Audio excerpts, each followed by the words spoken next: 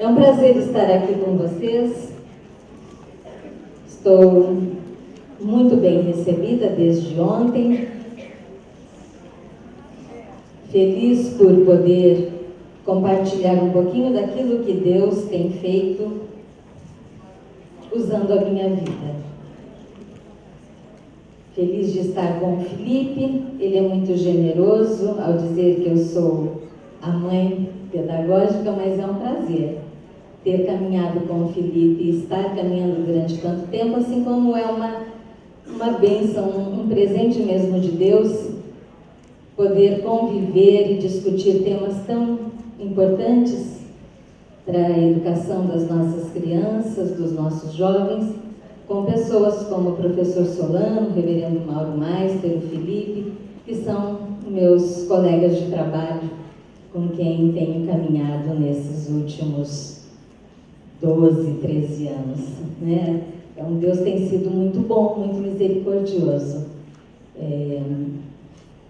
Eu não poderia imaginar, quando fiz magistério, quando eu falo que fiz magistério, as pessoas falam, nossa, o que é isso? Não é? Fiz magistério lá no Paraná, porque eu sou, como diz o Solano, eu sou da República do Paraná, né?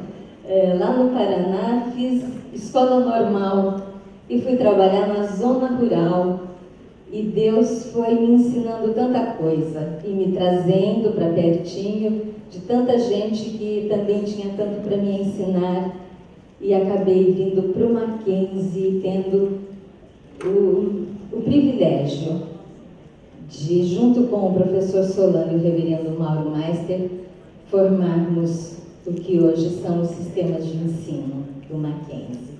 Uma alegria muito grande estar aqui, dividindo com vocês um pouquinho disso que Deus faz, e faz sem a gente saber, Ele vai fazendo, porque se Ele conta, a gente foge, né? Se Ele falasse para mim lá no Paraná, eu vou te levar para São Paulo e vai acontecer tudo isso, eu ia falar, não vou não, né? Não vou não, mas Ele levou e foi fazendo, e daí não teve jeito. Que educação nós queremos para essa geração? Princípios e valores que fundamentam e direcionam a vida. Eu penso que nos preocupamos bastante sempre com a discussão pedagógica, e ela é importantíssima. Só que, mais que a discussão pedagógica, eu entendo que nós temos que refletir sobre os fundamentos filosóficos que direcionam o mundo, a respeito do que temos falado, a respeito do que temos discutido, de que forma temos vivido e entendido o mundo. Essas perguntas do Felipe ficaram ali provocando um comichão em mim, não é? Cada vez que eu ouvia uma pergunta, já passavam milhares de coisas na minha cabeça também. Por quê? A nossa questão, ela vai além do pedagógico. Nós temos que entender que o mundo, ele vai num processo de desenvolvimento que vai tomando conta de todas as áreas, mas isso a partir do pensamento, né? Ele mexe na estrutura do pensamento da pessoa. E nós temos nesse momento uma característica muito marcante na nossa sociedade, que é o materialismo. Essa perspectiva materialista da realidade que se contrapõe de maneira muito forte com a perspectiva cristã de mundo, né? E a gente ouve assim, comentários que às vezes parecem coisas tão óbvias e tão simples e tão sem problema. Nós temos hoje uma sociedade muito mais preocupada com o ter do que com o ser. Mas a gente não pensa nisso direito. A gente repete sem pensar. O ter significa que eu estou vendo e entendendo o mundo a partir de uma perspectiva materialista. Se eu entendesse e visse o mundo a partir de uma visão cristã, eu estaria preocupado com o ser. E todos repetem e a gente fica assim meio que anestesiado e constata e está constatado, e ficou por isso mesmo, não é? Esse é o ponto de partida para a compreensão da realidade e do que nós temos que entender e o que precisamos fazer. Opa!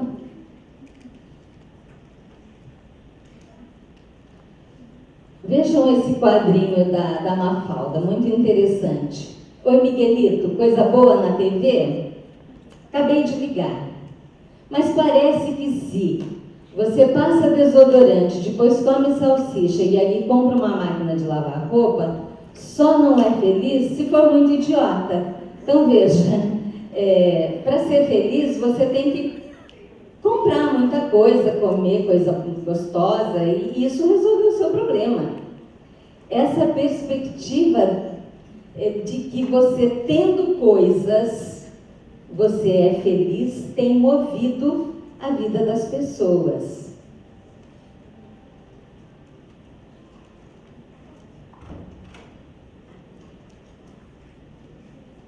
A consequência inevitável desse compromisso materialista tem sido uma educação, num primeiro momento, tecnicista e, mais recentemente, tecnológica. E isso tem nos levado a viver sem preocupação com as coisas relativas ao desenvolvimento do espírito humano.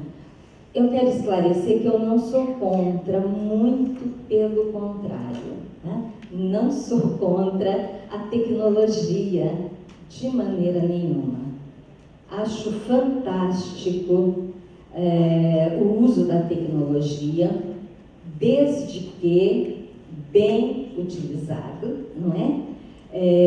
Entendo que tem contribuído muito para o desenvolvimento de áreas muito importantes como a saúde, como as pesquisas a respeito de curas de doenças, avanço espacial, enfim, a tecnologia é uma bênção, mas nem sempre ela é bem utilizada. Inclusive, fazendo um parênteses, outro dia eu estava conversando com uma antiga funcionária que foi minha secretária durante um tempo.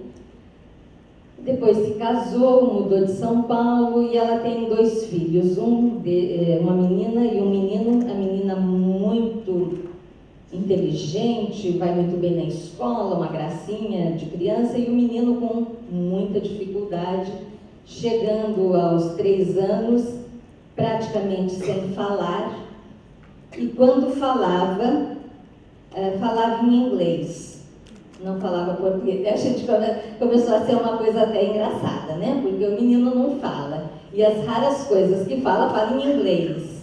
Enfim, uma criança muito agitada, um comportamento muito agressivo, e ela levou o filho, ela começou a procurar, levou o filho a um neurologista. Procurou uma clínica que tivesse um trabalho multidisciplinar, e o neurologista está acompanhando. Não fechou ainda o diagnóstico, mas ela foi me visitar e me contar que ela estava muito animada porque o menino estava melhorando,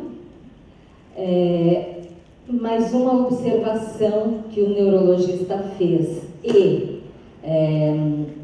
disse para ela: não estou fechando o diagnóstico porque ainda estou pesquisando, e há muitas pesquisas nessa área nesse momento, mas todas ainda sem uma conclusão. Não quero me precipitar, mas há uma nova síndrome chamada Síndrome das Novas Tecnologias, que consiste no que mesmo? A criança, desde muito cedo, ter o acesso ao uso muito exacerbado de tablets, de telefones. E a criança, por que ele falava em inglês? Porque os joguinhos são todos em inglês. Ele estava aprendendo a falar a língua que ele via nos jogos.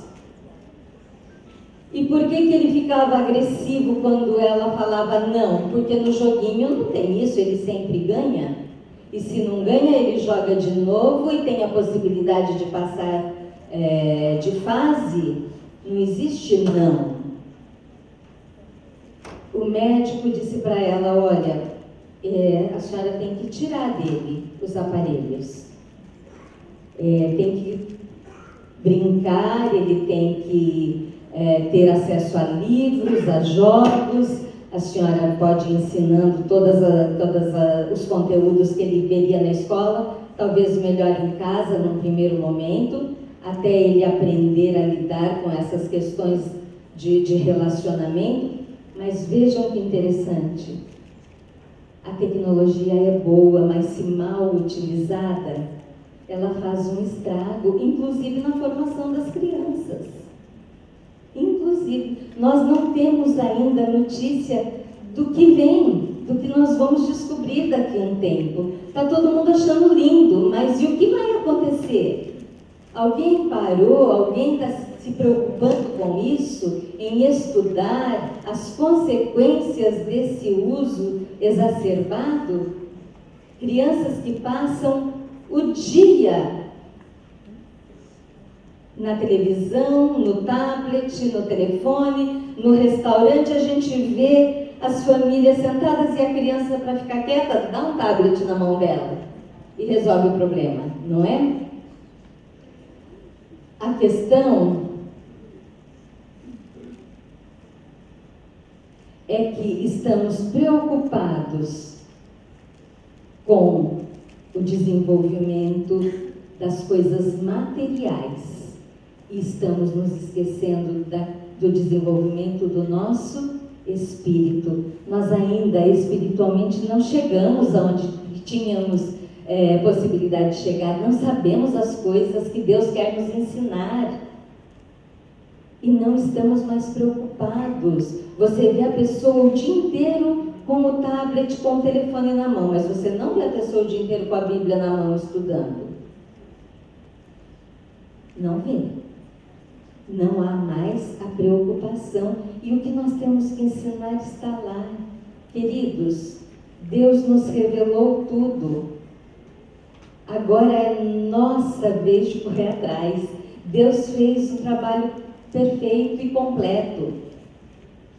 E o que Ele não nos revelou na natureza, como diz o versículo ali colocado, os céus declaram a glória de Deus e o firmamento anuncia a obra das suas mãos. O que Ele não nos revelou no mundo, na natureza, Ele nos revela na sua palavra. E para aprendermos, nós temos que estudá-la.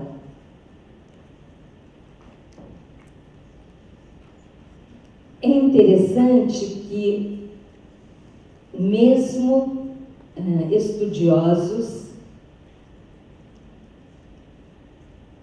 se curvam à necessidade de algo que eles chamam de sobrenatural. Vejam, Jacques Delors, no documento feito para a Unesco, ele diz que há uma crise de valores. Ele reconhece que há uma crise de valores e que essa crise de valores ela só vai ser resolvida ou superada quando houver a ultrapassagem dessa tensão que existe entre o espiritual e o material. Lendo o documento, eu me surpreendi em algum momento quando eu vi que era necessário que houvesse também na educação uma preocupação com a dimensão espiritual. Eu parei, voltei, falei, será que eu estou lendo mesmo o documento da Unesco? Voltei, olhei, é isso mesmo, é. Embora o entendimento de espiritual, e vem sempre entre aspas, seja um entendimento de um espiritual muito mais numa conotação de místico do que de espiritual relativo às coisas de Deus, como nós entendemos. Mas eles reconhecem, Jacques Delors era o relator de uma comissão, não é uma conclusão dele apenas. Há uma concordância de que há algo além do material que é necessário para que haja um melhor relacionamento, uma melhor aprendizagem das pessoas. Veja, o que tem nesse recorte de jornal, Manolito? As cotações do mercado de valores. Vejam que interessante. De valores morais, espirituais, artísticos, humanos? Não! Dos que servem para alguma coisa. Então vejam, a charge nos traz de maneira jocosa um cutucão bem cutucado, né? O jornal está falando dos valores que deveriam representar alguma coisa na vida das pessoas? Não. Valor espiritual, valor moral, isso não tem importância, valor humano. O que tem importância é a cotação do dólar, do euro, da libra, isso é que tem importância. A cotação no mercado de valores monetários, não valores de formação. Com certeza não é só em São Paulo que acontece, e não apenas com meu marido e comigo, mas a gente gosta de, às vezes no fim do dia, eu tenho o privilégio de morar no bairro onde eu trabalho. Em São Paulo isso é um privilégio. E outro privilégio, as mulheres vão entender bem isso. Entre o meu trabalho e a minha casa há um shopping. Gente, fala sério, não é? O shopping em Higienópolis fica no meio do caminho. Então, o poema do Drummond, no meio do caminho há uma pedra, no meu não, no meio do caminho há um shopping, né? E quando eu vou sair, eu ligo para ele e falo, meu bem, estou saindo, e ele vai me encontrar no shopping. E a gente senta para tomar café e conversar um pouquinho. Porque depois em casa, eu também sou dona de casa, mãe, e embora meus filhos sejam adultos, o meu bebê tem 27 anos, mas é meu bebê, né? Eu gosto de fazer a janta, para a gente jantar juntos, e eu gosto de cuidar da roupa. Meus filhos, eu tenho 2 meninos e uma menina. Os meninos são médicos, eu gosto de lavar o jaleco, ver se está bonitinho. E essas coisas de mãe, né? E depois que chega em casa, acabou. Daí eu vou fazer uma coisa, outra, eu quero fazer tudo ao mesmo tempo, não dá. Então ele vai me encontrar, a gente senta para tomar café e conversar um pouquinho. E é impressionante. Você olha nas mesas ao lado. As pessoas estão sentadas, são 3, 4 pessoas, ninguém fala com ninguém. É esse vídeo, ninguém fala com ninguém. Cada um está no seu celular, ou no seu tablet, ou às vezes com um computador, mesmo laptop, trabalhando. E as pessoas estão sentadas ali juntas, mas não se falam. Eu conheço grupos de amigas que combinaram que quando forem sair para conversar, elas vão pôr os telefones celulares todos numa pilha do ladinho e quem pegar o telefone paga a conta. Que é para ninguém querer pegar o telefone, porque senão não conversa. Fica o tempo todo no telefone. Eu cresci no interior do Paraná. Telefone era uma coisa rara. Minha família era uma família pobre, então mais raro ainda. Quando conseguimos ter um telefone, era um telefone na casa, não é? E aquele que você tinha que pedir para telefonista fazer a ligação, era um negócio todo. A gente saía, ia para a escola, ia fazer as coisas que precisava, e a mãe e o pai acreditavam que você tinha ido para a escola e que você voltava na hora de voltar. Não tinha essa coisa. Agora a criança não pode ficar na sala de aula sem o telefone, porque a mãe tem que falar com ele. Como assim? Você não deixou na escola para ele estudar? Como você tem que falar com ele enquanto está tendo aula? Não, para. O limite a gente põe. Os limites, eles são estabelecidos por nós. A máquina não vai nos controlar, nós vamos controlá-la. O domínio sobre todas as coisas é nosso. Então, interessante, eu queria passar esse vídeo para vocês, porque eu achei muito interessante. É o retrato do que nós vemos hoje. A tecnologia invadindo as nossas vidas e definindo, decidindo o que vamos fazer e como serão os relacionamentos. Essa preocupação com os valores, com o que eles chamam no relatório de espiritual, é tarefa da educação. Por quê? Porque tem que levar a pessoa a uma espécie de superação. Ela tem que aprender a classificar o que é importante, o que não é, o que é prioridade, o que não é, para dar atenção àquilo que vai fazer diferença na sua vida, nos seus relacionamentos. A gente vai ver isso numa outra palestra, mas é importante a gente lembrar que a família tem papel fundamental nisso, né? Nesse estabelecimento dos limites, não é? A família ensina e ela tem que ensinar esses valores, essa preocupação com o cultivo de valores e de princípios. Ele é da família, ele começa lá na casa. Eu vi um post interessante outro dia, que dizia: quando a família for a primeira escola, a escola poderá ser o segundo lar. Veja, para que a escola seja o segundo lar da criança, é necessário que a família tenha sido a primeira escola, tenha ensinado, tenha feito a sua parte.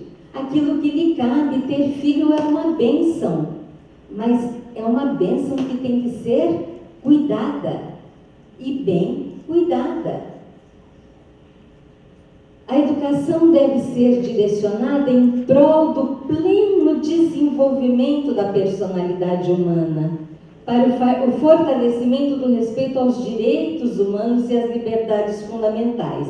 Deverá promover o entendimento, a tolerância, a fraternidade entre as nações, grupos raciais, religiosos, deverá apoiar as atividades das Nações Unidas para a manutenção. Essa é a Declaração Universal dos Direitos Humanos, o artigo 26, que trata da educação. Embora, outro parênteses, as atividades das Nações Unidas nem sempre, ultimamente, estão para a manutenção da paz, não é? Houve uma ameaça há poucos dias, já voltaram atrás, mas houve uma tensão grande, porque queriam tirar Israel das Nações.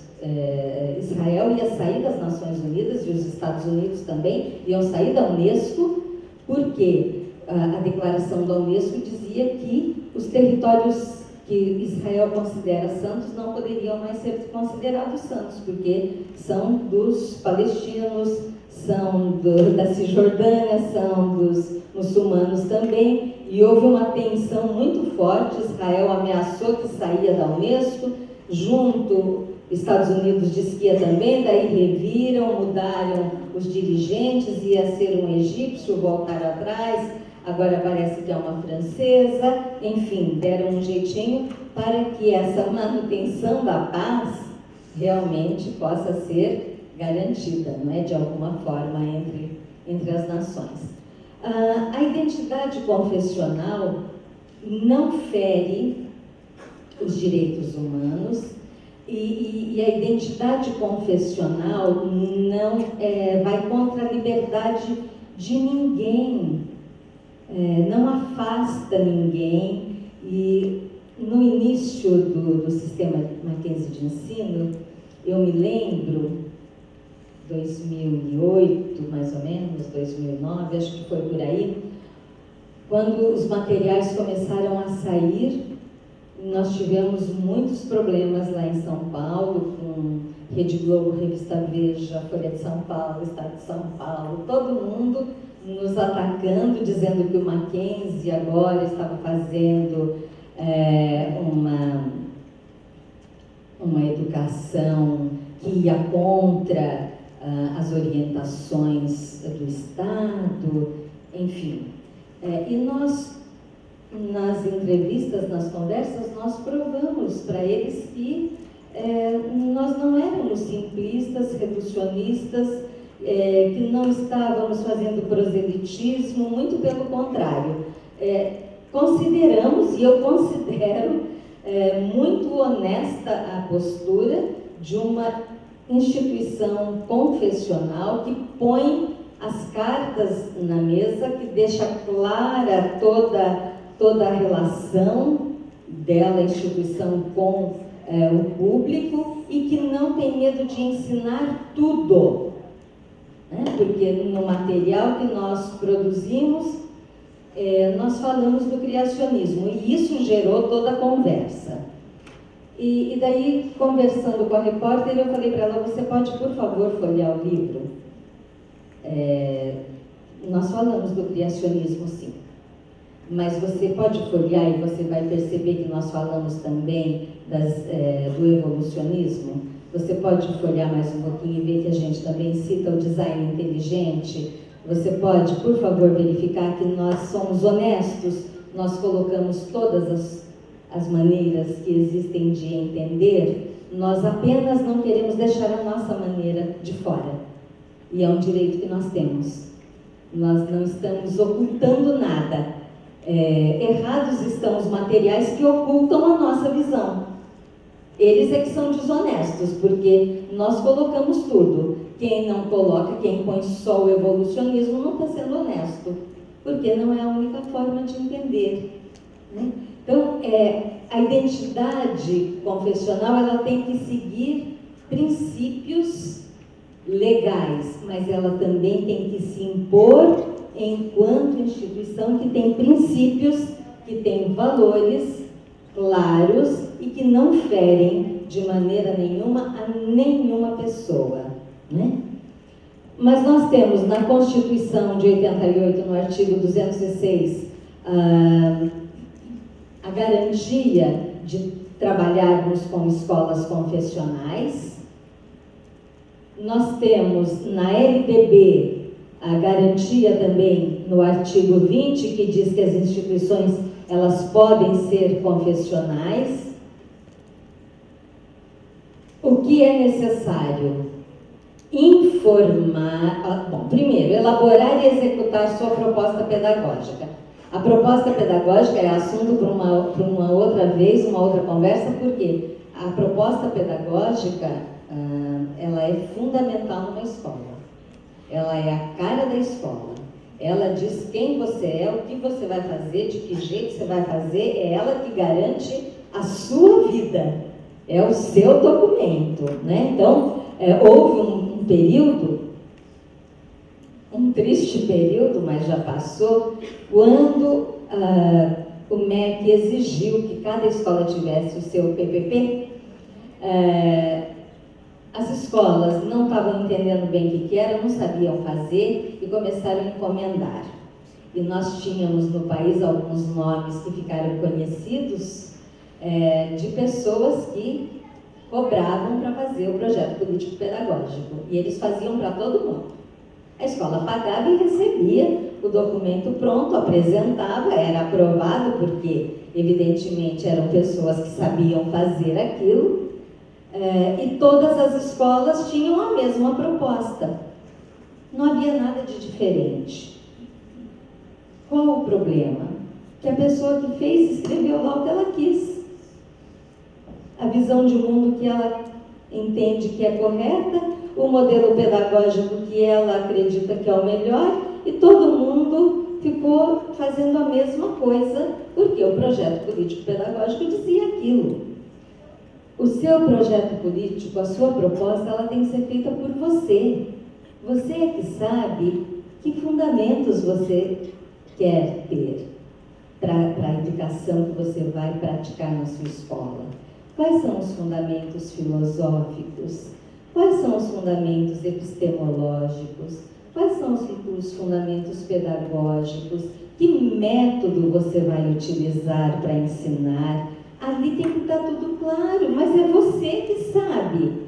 Não é uma outra pessoa que nem te conhece, não conhece o seu contexto, não sabe quem é a sua clientela, não sabe nada. Como é que vai montar um projeto para você e você vai executar?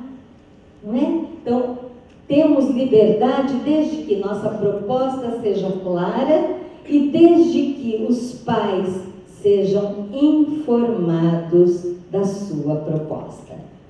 E não é com letrinha pequena, né? Aquela letrinha que ninguém lê. Não, é a letra grandona. Olha, nessa escola, seu filho vai ser educado dessa forma.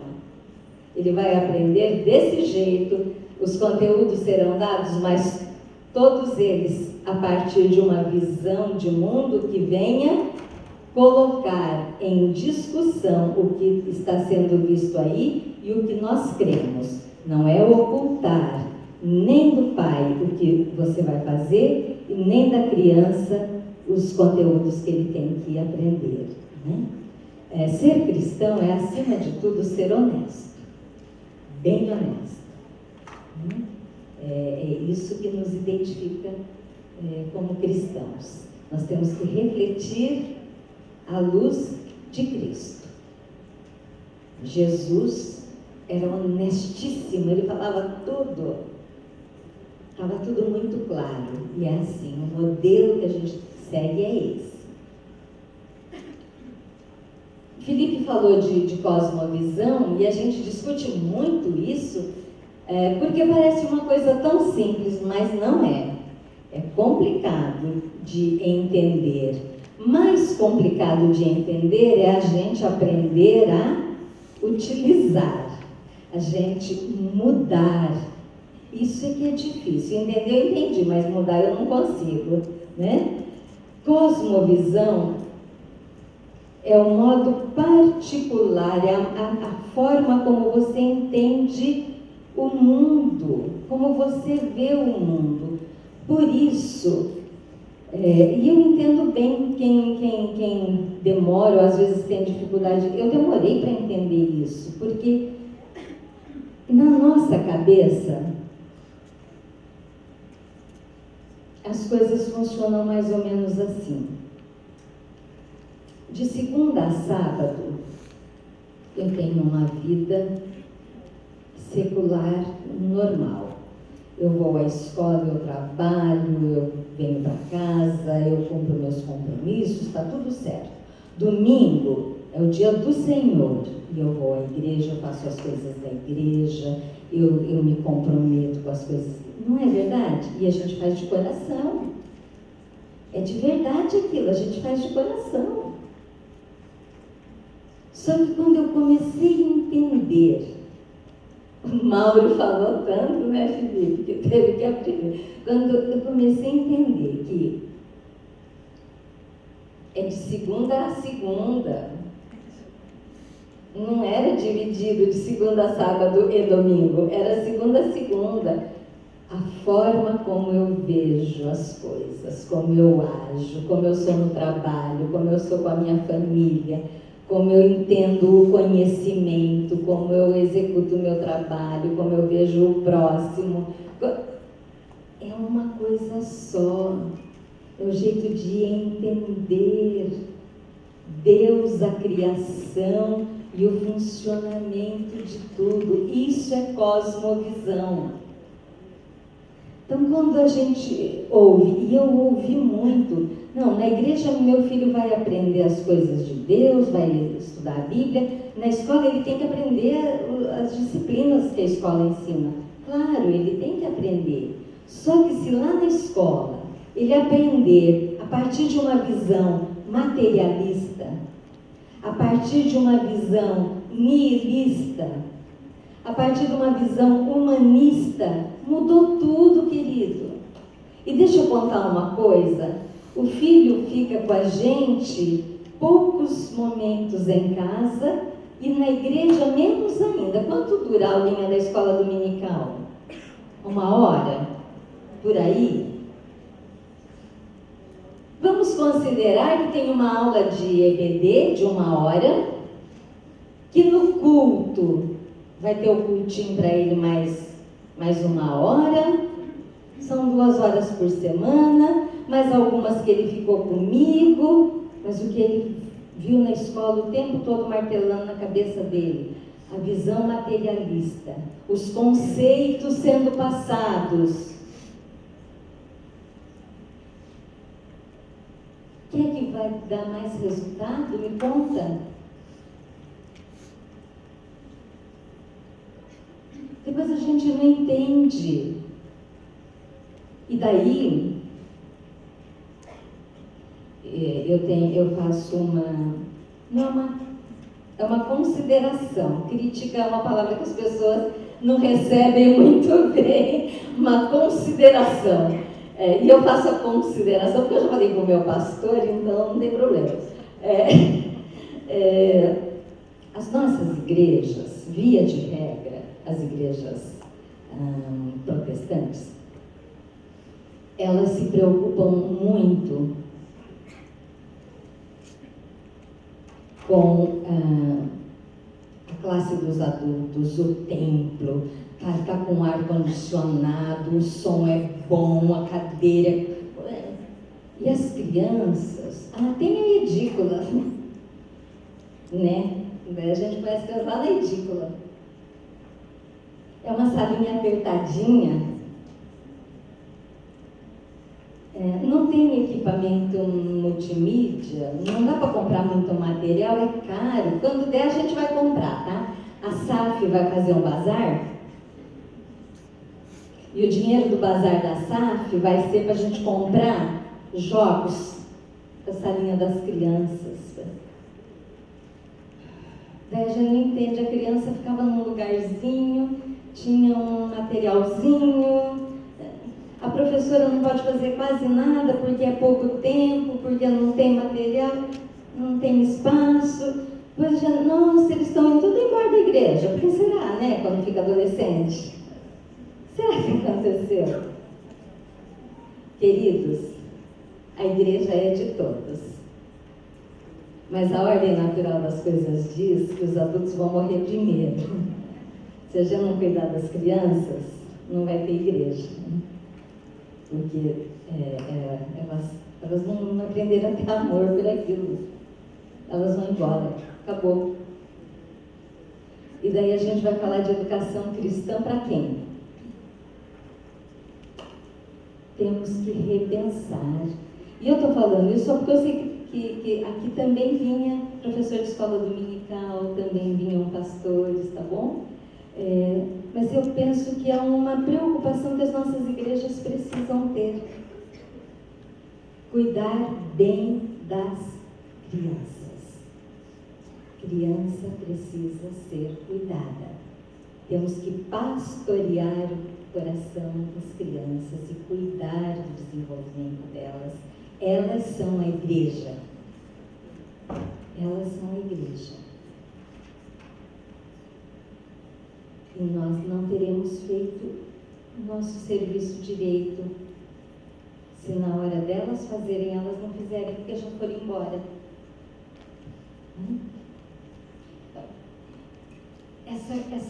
Esse jeito de entender que a vida não pode ser dividida, que vida cristã é vida cristã 24 horas por dia, 7 dias na semana. Isso é cosmovisão.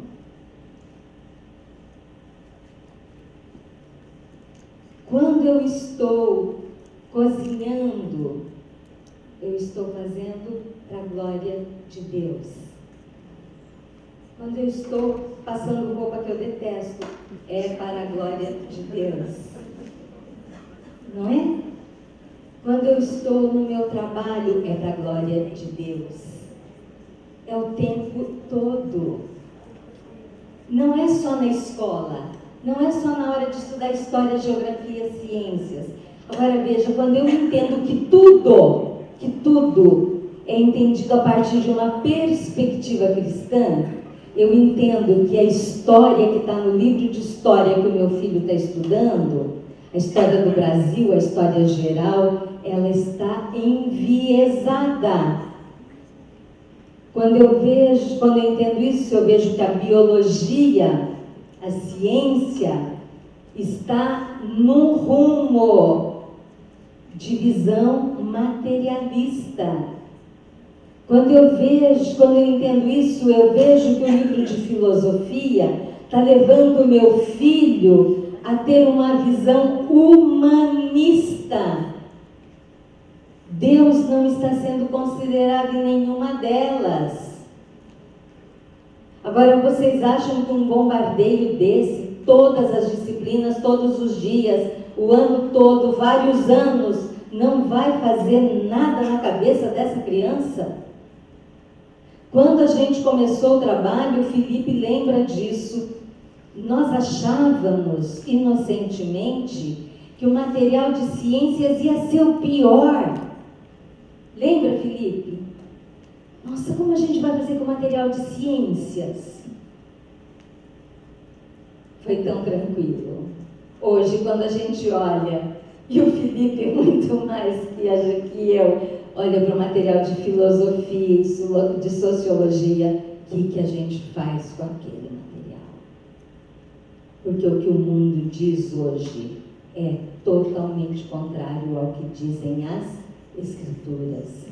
Quando a gente começou a trabalhar material de língua portuguesa para o Fundamental 2, ensino médio, aqueles textos que trazem implícitas ideias totalmente aversas ao cristianismo, o que você faz com aquilo? Então, cosmovisão vai muito além da questão pedagógica. Ela é uma questão de entendimento do mundo. Quando eu olho para o mundo, o que é que eu vejo, como eu entendo, isso é a cosmovisão. Não há cosmovisão sem você entender nela a perspectiva das relações fundamentais do ser humano.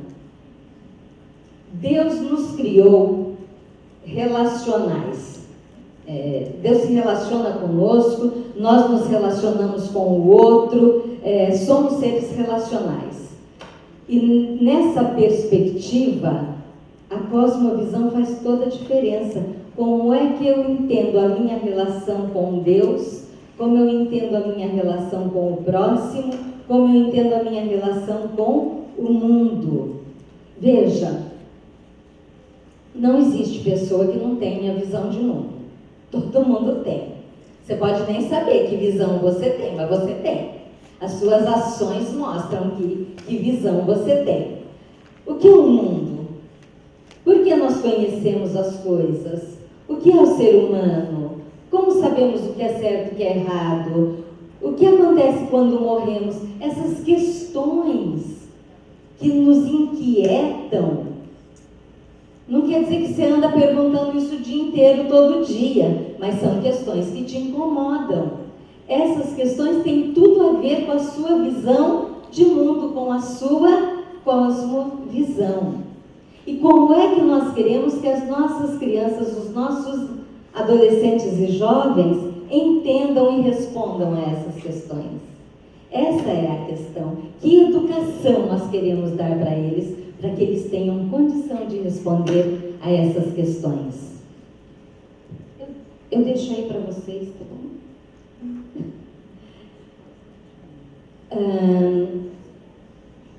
nas recomendações dos teóricos sobre conteúdos, assuntos a serem trabalhados, nós temos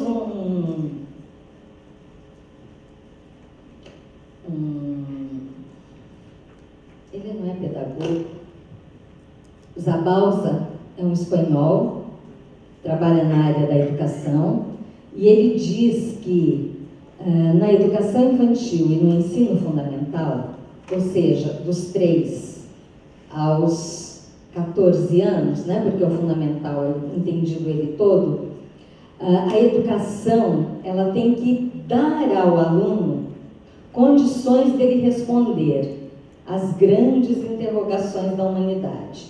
Quem somos, de onde viemos, para onde vamos. Ou seja, aquilo que os filósofos tentam responder desde sempre, ele diz que a escola tem que fazer. Evidente que não é desse jeito, né, a coisa. Não é tão simples assim. Mas, por outro lado, eu vejo como quando você está na presença de Deus e buscando a orientação dele para fazer as coisas, como ele dá as respostas, não é? Nós cristãos temos aprendido a resposta disso, não é verdade? Nós sabemos quem somos. Eu sei quem eu sou. Eu sou Débora, filha amada do Senhor, criada à sua imagem e semelhança, e para fazer o que eu faço. Ele me capacita para fazer o que eu faço. Eu sei. De onde eu vim, eu sei também. Ele me criou. Eu creio num Deus criador, e ele me criou. E para onde eu vou, eu também sei. No dia que ele me chamar, eu vou para perto dele. E eu sou meio briguenta, eu vou brigar para ficar bem pertinho dele. Gente, hoje em dia eu vou passar a mão, assim, é verdade que eu estou aqui. Então, o cristianismo nos dá as respostas. O materialismo é capaz de dar essa resposta? Não. O humanismo é capaz de dar essa resposta? Não. O hedonismo que está tão na moda, não é? Vamos fazer tudo o que dá prazer. Tem que dar prazer às coisas. É capaz de responder isso? Não. Não há concepção filosófica capaz de responder a essas questões, a não ser o cristianismo.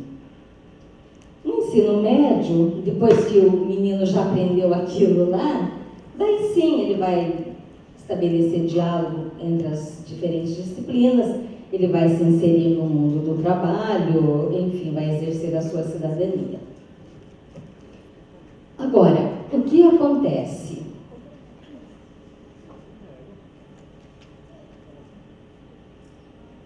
As visões de mundo contrárias, as cosmovisões contrárias ao cristianismo estão presentes no material escolar que você usa na sua escola, que você, pai, compra para o seu filho e paga caro, né?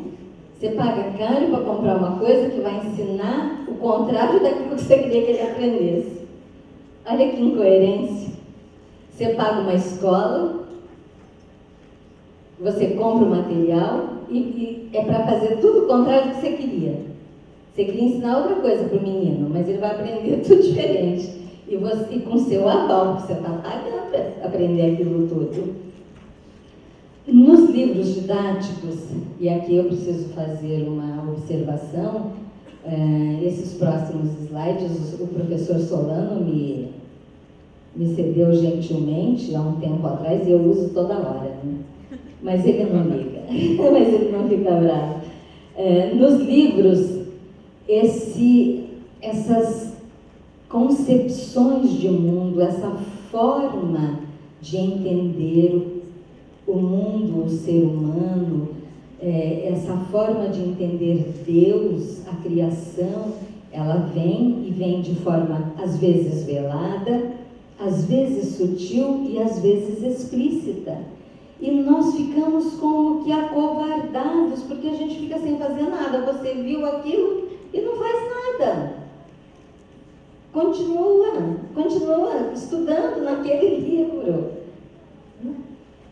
Vejam, um exemplo de manifestação de forma velada.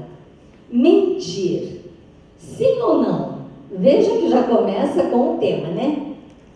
Que a gente... Vou ficar de costa, que eu não vou ver você me dar tempo para parar de falar. Mentir, não era nem para a gente tratar dessa questão, sim ou não é não, não tem sim. Como mentir sim ou não? E aí vem as argumentações a favor da mentira, contra a mentira, mas sem um contraponto. E a criança fica sem saber se pode, se não pode, e os argumentos são bons, porque veja, às vezes é necessário mentir para escapar de um problema. Então, a criança leu isso, nossa, resolveu todos os meus problemas, não é? Uma mentirinha. Mentir não é bom. E se você for descoberto, as pessoas passarão a não acreditar em você. Talvez não, né? Mas, se eu tenho um problema e vou escapar dele, quem sabe, né? Resolve. Vejam, forma sutil. A mais importante contribuição dos hebreus foi, sem dúvida, a sua religião monoteísta, o judaísmo. Antes, porém, de atingir o estado monoteísta, crença em um Deus único, a religião passou por várias fases. Olha a forma como é colocada a história da religião do povo dos hebreus, do povo de Deus. De início adoravam rios, fontes, poços, árvores. Segundo eles, eram habitados por espíritos, Elohims. Gente, que é isso? Do que nós estamos falando? Monolatria é a adoração exclusiva de um único Deus, sem, contudo, negar a existência de outros deuses. Espera lá. Pregavam que Jeová era o único Deus universal. Pregavam também a prática da bondade e da justiça. Miqueias afirmava: o que o Senhor quer de ti é que pratiques a justiça. Espera lá. Descontextualizado assim, é isso que os livros têm para ensinar? E eles aprendem isso. Daí quando lê a Bíblia, tem conflito. É claro que vai ter conflito. E o pai... Em casa, o pai e a mãe não estão nem sabendo disso.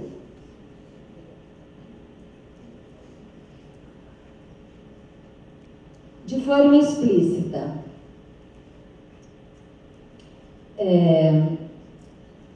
Para explicar o que acontece ao nosso redor, sem levar em conta a ciência, podemos dizer que há seres invisíveis que se ocupam disso, os deuses.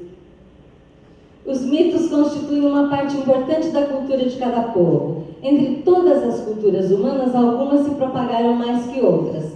Aquelas em que há apenas um Deus único, Deus com maiúscula, e os homens que acreditam em Deus não sabem se ele existe, mas acreditam. Sinceramente, você pai, você mãe, parou já para pegar os livros que o seu filho usa e leu os livros para ver o que está escrito lá? A gente raramente faz isso.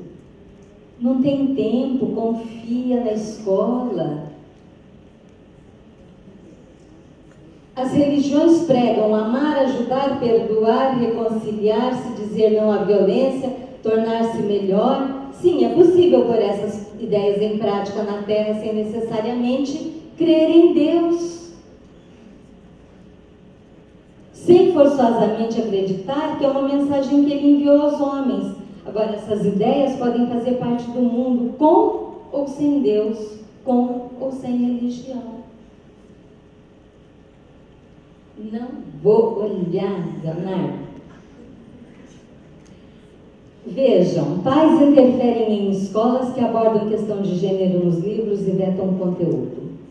Hoje, a conversa é a questão da ideologia de gênero, mas há muito mais coisa sendo ensinada, além da ideologia de gênero, que vai contra os princípios em que nós cremos.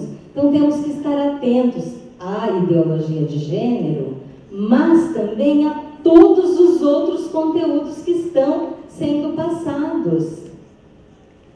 É por isso que nós lutamos, nós batalhamos por uma educação escolar cristã genuína, que se preocupe com todos os conteúdos, a abordagem de todos eles, os conceitos e as fundamentações que vêm por trás de todos eles. Porque você pode dizer, mas isso não faz mal, eu em casa ensino. Não, faz mal sim. Faz mal sim, porque ele ouve muito mais na escola, ele ouve dos amigos, você não tem tempo, você não tem, como eu vou dizer sem ofender, autoridade reconhecida de professor. Exemplificando, seu filho chega em casa e você vai ajudar a fazer tarefa. Você diz, faça assim. E ele diz, minha professora falou diferente. É ou não é? E vale a fala de quem? A sua ou a da professora? Da professora. Então, depois que ele ouviu isso na escola, você pode falar o que você quiser, ele já ouviu da professora. E o que vale é o que ela falou. Os pais interferem, os pais estão começando a se mobilizar e tem que fazer isso mesmo. O pai tem que ir lá na escola e falar, eu não concordo com isso que está sendo ensinado. Eu quero ver o projeto pedagógico da escola. Eu quero entender o que é que vocês vão ensinar. O pai tem direito a saber o que estão falando para o filho dele. A gente vai ver isso na próxima, a próxima palestra, que a gente vai tratar de família e escola, a relação entre os dois. Mas a família é a responsável pela formação, a formação espiritual. A família é responsável por estabelecer os princípios, os parâmetros que regem aquela família.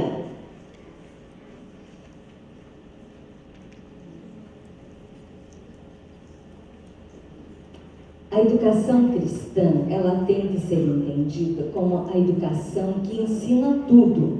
Ela não é só a educação vista na igreja.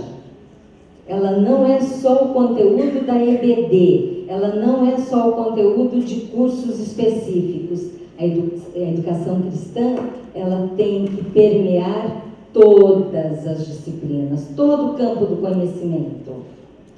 Ela tem que ensinar de ciências e matemática até literatura e artes, que é o outro lado. Então você caminha todo o espectro de conteúdos dentro da estrutura de uma visão de mundo bíblica e integrada. Significa ensinar os estudantes a relacionarem todas as disciplinas acadêmicas à verdade de Deus e sua autorrevelação nas Escrituras, enquanto detectam e criticam as afirmativas da visão de mundo não bíblica. Até para que seu filho, seu aluno, possa ser um cidadão crítico, que certamente está colocado no seu projeto político-pedagógico, formar cidadãos críticos, não é? Reflexivos, todos têm, gente, no Brasil, de cima a baixo, de leste a oeste, todo o projeto diz isso, formar um cidadão crítico reflexivo. Pode procurar. Corta o meu braço se não tiver, porque tem todos. E para você formar um cidadão crítico reflexivo, você tem que mostrar as contradições, para que ele possa comparar, analisar, deduzir, chegar às conclusões. Ninguém vai ser crítico se não aprender a estabelecer comparações, a analisar um e outro e entender o que um diz, o que o outro diz e o que é para que é que aquilo serve. Os desafios para uma escola cristã ou para uma educação escolar cristã: ir além da visão focalizada nos pormenores do currículo e mover-se para uma posição que integra claramente os detalhes do conhecimento em uma perspectiva bíblica. O currículo, ele tem que ser visto como um todo unificado. Queridos, Leonardo, você vai brigar comigo, depois a gente desconta na outra, mas veja, quando você olha para a natureza, vamos fazer um exercício. Agora você fecha o olho e pensa que você está lá fora. Quando você olha a natureza, você vê a criação de forma integrada ou você vê a criação fragmentada? Deus disse: eu vou criar agora as leis físicas, e criou as leis físicas. Depois, agora as leis químicas, agora as leis da linguagem, da comunicação. Está tudo separadinho na gavetinha ou está tudo junto? Quando você olha, está tudo junto, tudo revelado de forma integrada. É assim, Deus nos criou assim, um todo.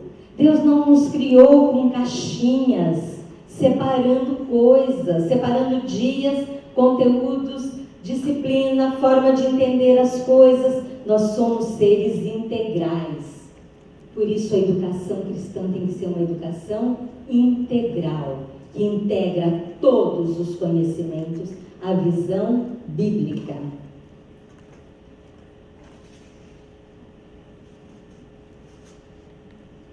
E, finalmente, ensinarmos como Jesus ensinou.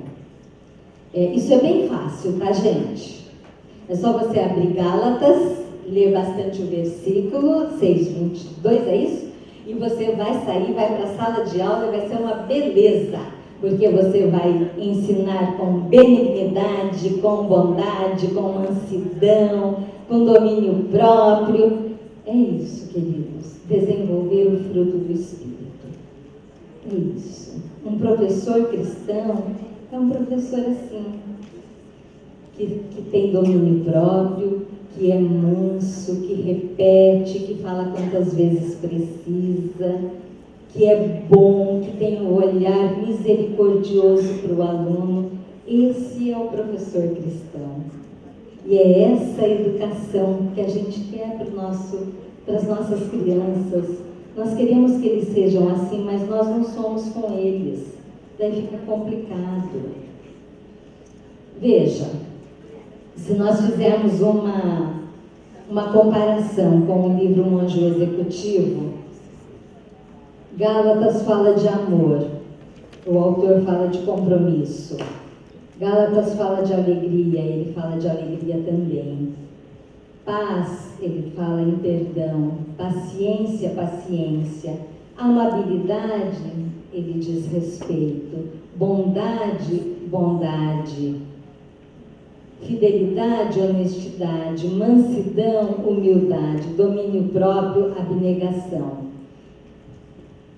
Quando nós dizemos que a Bíblia diz isso, tem gente que torce o nariz. Mas quando o livro Um Anjo Executivo diz, nossa, isso é legal. Não é? Nossa! E ele está só repetindo o que a Bíblia disse.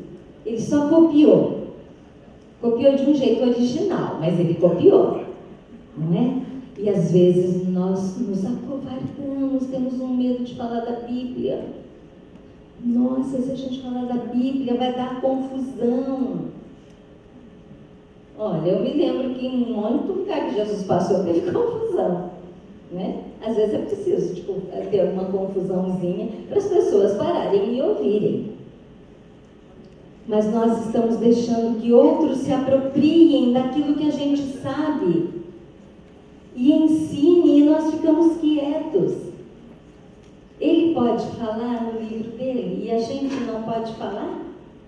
Como assim? Muito obrigada. Deus os abençoe e até a gente estar junto de novo, tá bom?